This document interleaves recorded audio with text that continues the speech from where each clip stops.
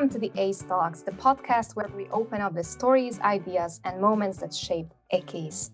I'm your host, Veronica, and today we are starting with a topic that many of our colleagues and clients keep asking about, how it all started. Fun fact before we dive in, this year marks 20 years of Accace, as we were established back in 2006. But this podcast isn't just about the anniversary. We want to capture the whole journey behind the name we all know today. Accace began as a small local team of accounting aces, focused on doing things properly and supporting clients with reliable services. Over time and step by step, that local team grew into a global multidisciplinary partner that companies rely on across many countries. To help us walk through those early days, the turning points, and what set Accace on its path, I'm joined today by Petra Ftorková-Atkin, the co-founder of Accace, who's been with us since the very beginning and currently holds the position of the sales director. Hi, Petra.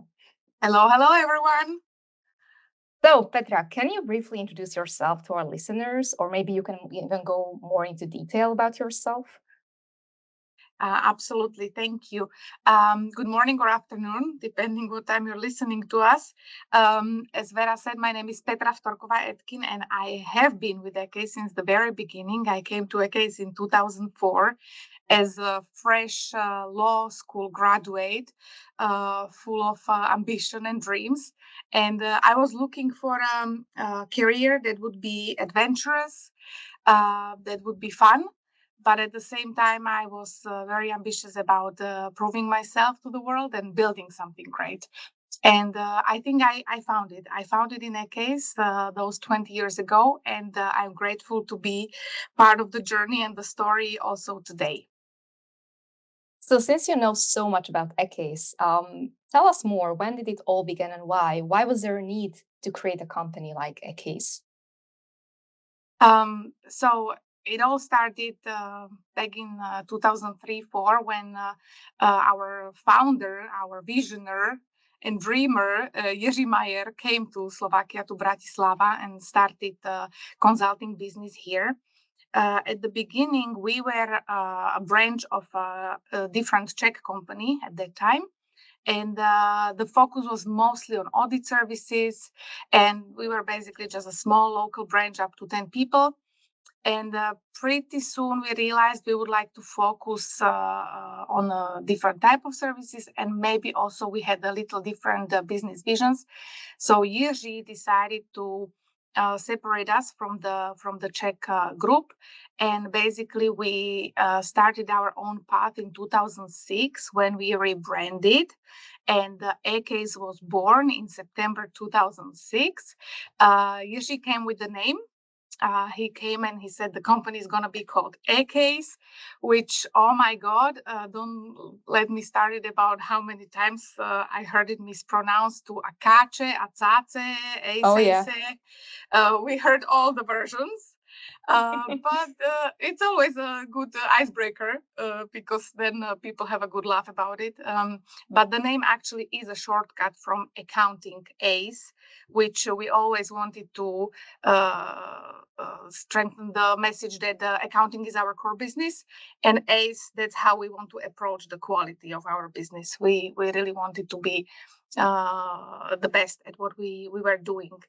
And I remember in the first few weeks, we also were facing the idea of the logo, how Accace should look like visually. So Jiří said, everyone come with an idea.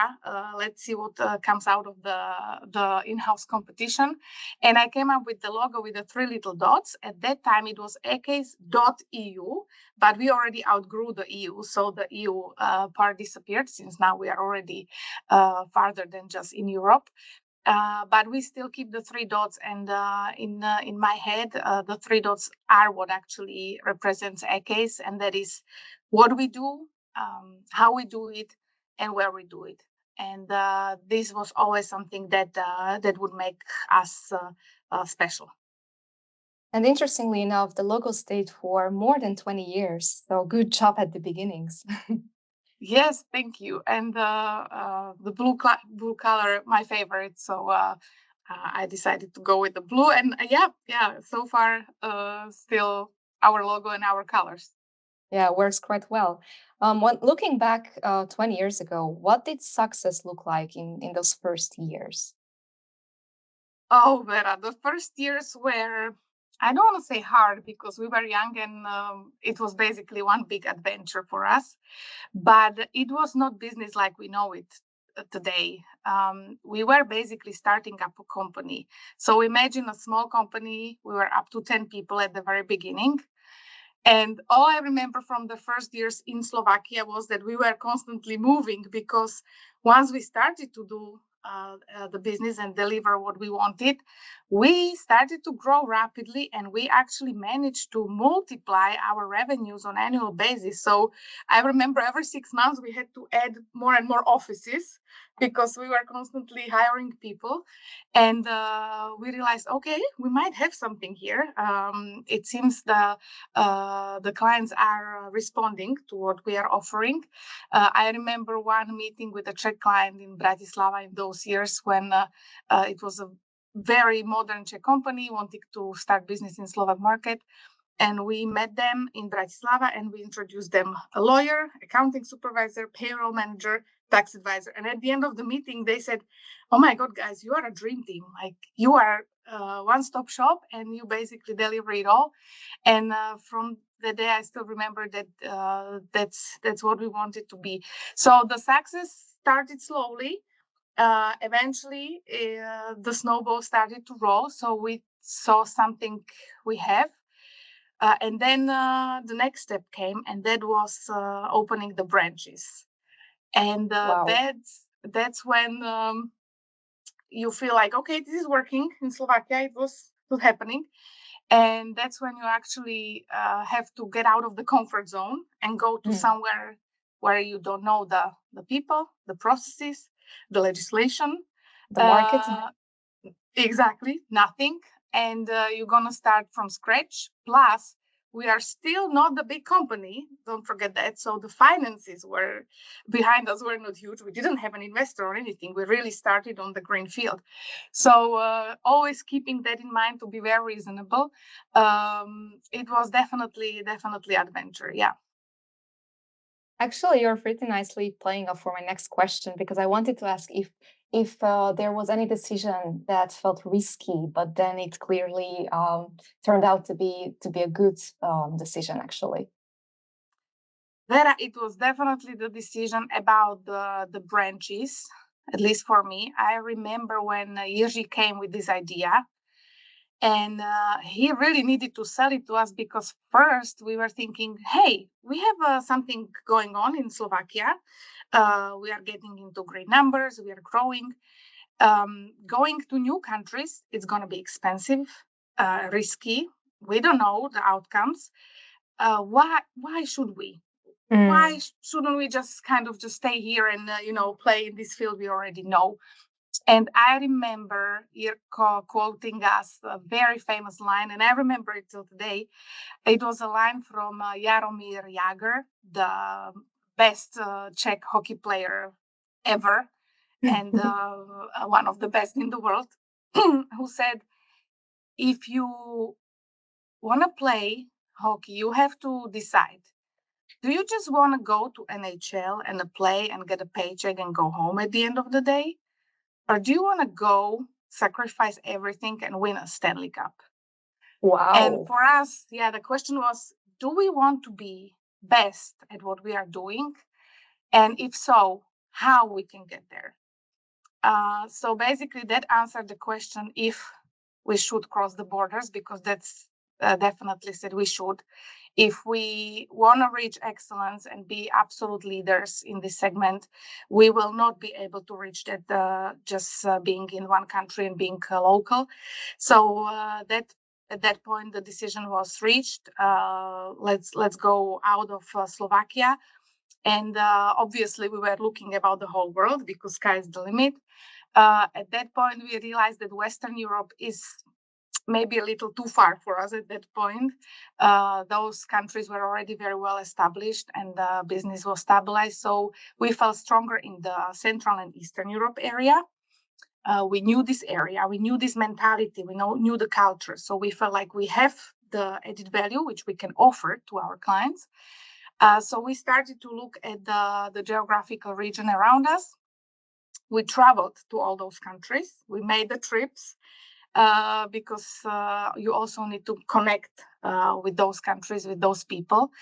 And decision was reached that we will start with the first branches in Romania, in Bucharest, followed by Ukraine in Kiev.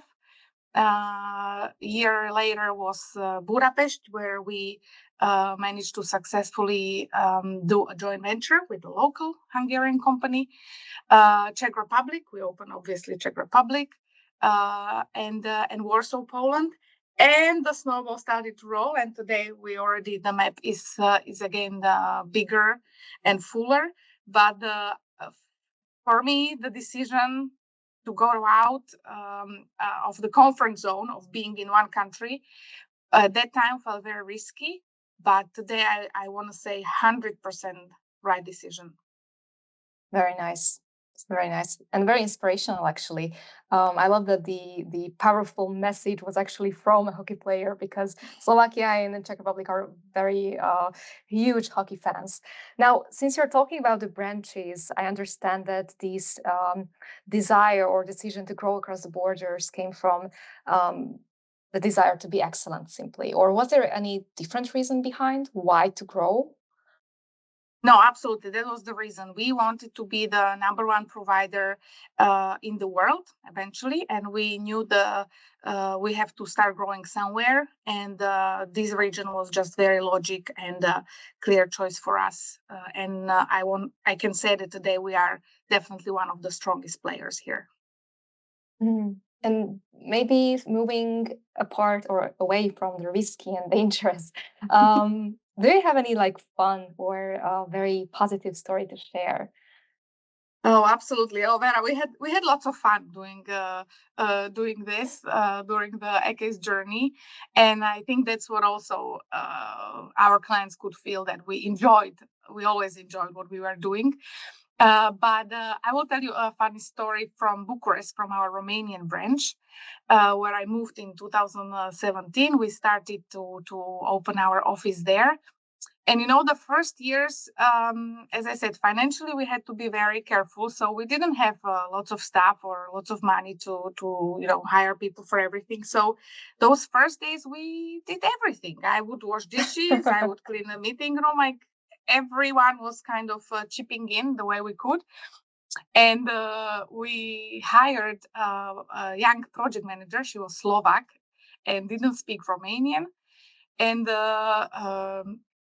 she heard one day one of our receptionists offering a client coffee, tea, or water in Romanian, which in Romanian it sounds like cafea sau chai sau apă.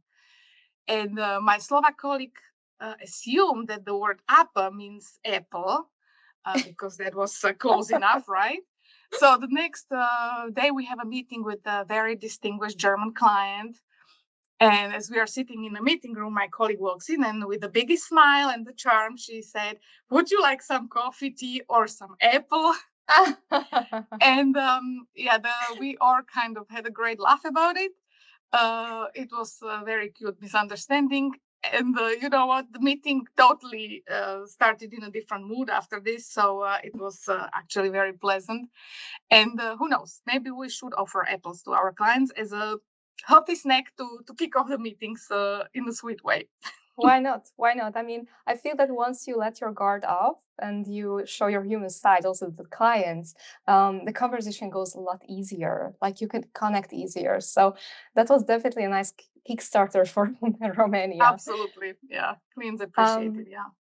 Petra, actually, maybe a question out of the top of my head. How many languages do you speak? Do you also speak Romanian? Oh, da, sigur. Eu vorbesc românește. Well, I always learned the language in the country where I lived, into the sense that they couldn't sell me, or I could fight with the taxi drivers, and I could, ask for whatever I needed in a restaurant and shop. So I had certain conversational level of every language in each country I lived in.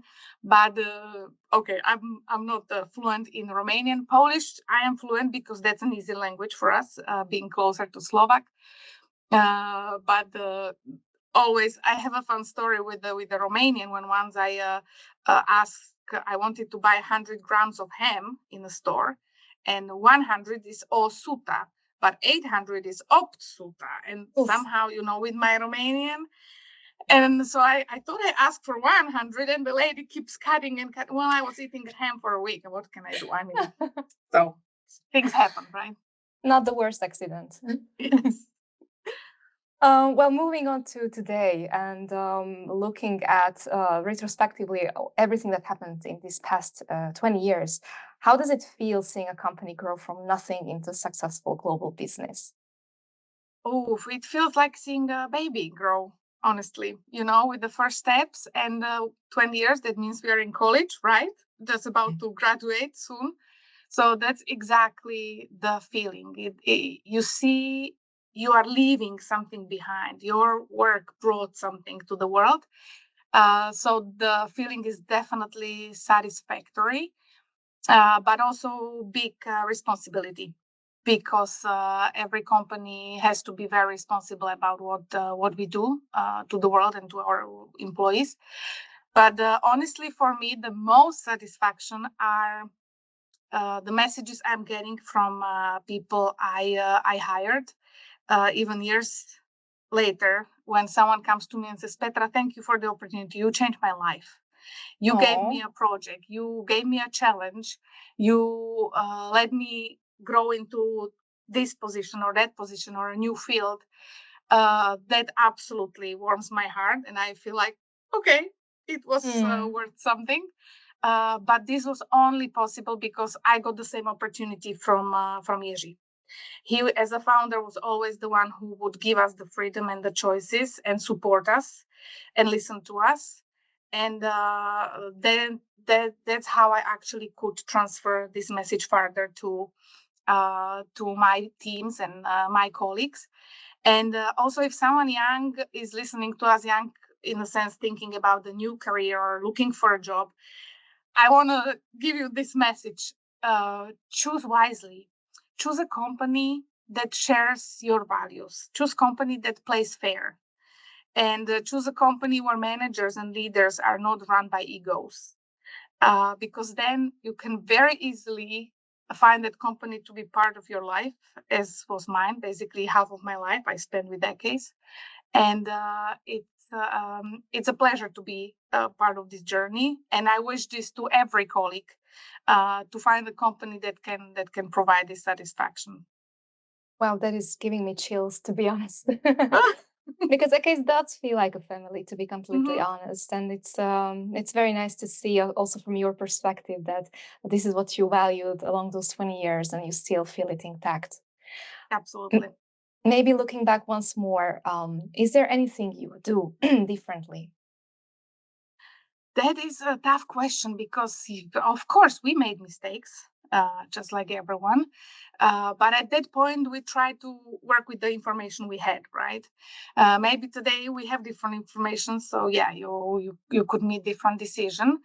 However, what it taught me, and this is what I always tell also my colleagues, in business, it's lovely to have a plan A, sure. But I can pretty sure tell you that the plan A will never happen. Plan B, maybe, but you still need to have a plan C and also probably plan D. In business, I learned anything can go wrong. It will go wrong.